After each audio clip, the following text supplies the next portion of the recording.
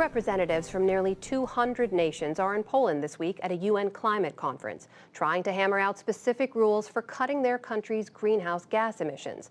They already faced the daunting task of meeting goals they agreed to back in 2015 as part of the Paris Climate Accord.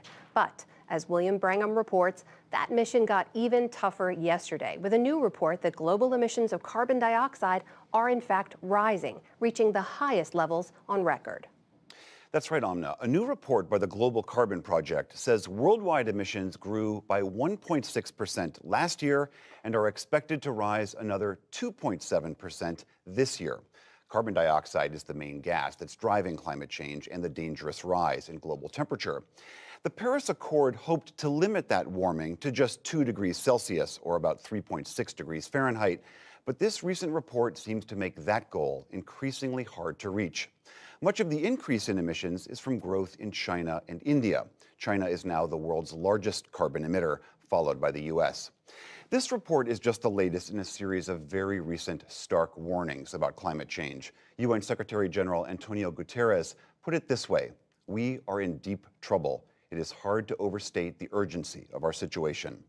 I'm joined now by David Victor. He's a professor of international relations at UC San Diego and author of Global Warming Gridlock, about why we have failed to address this issue thus far.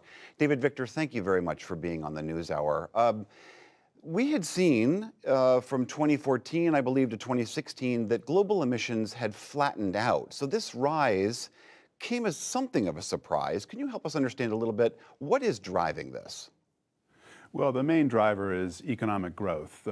Countries are beginning to put together systems that will help control emissions. That's what the Paris Agreement is about, the talks in Poland this week and next. But that takes a long time to come into being.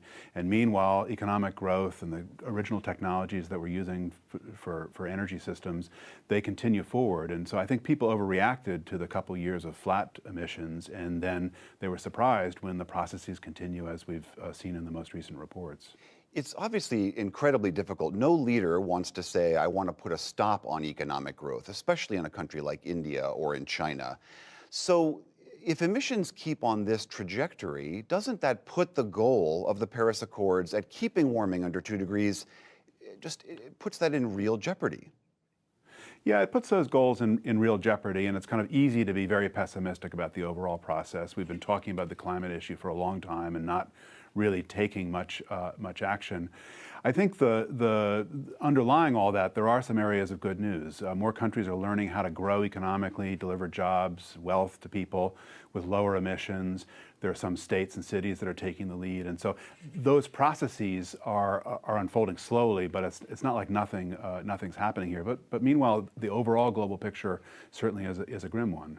You wrote a piece in Nature that accompanied this most recent report, and you were arguing that the recent stark warnings have somewhat even underplayed the fact that global warming is in fact accelerating. Yeah, we were concerned, a team of us were concerned that the UN had been warning that we'd pass the 1.5 degrees above pre-industrial levels at around 2040, and that seemed like a long time off, still a problem.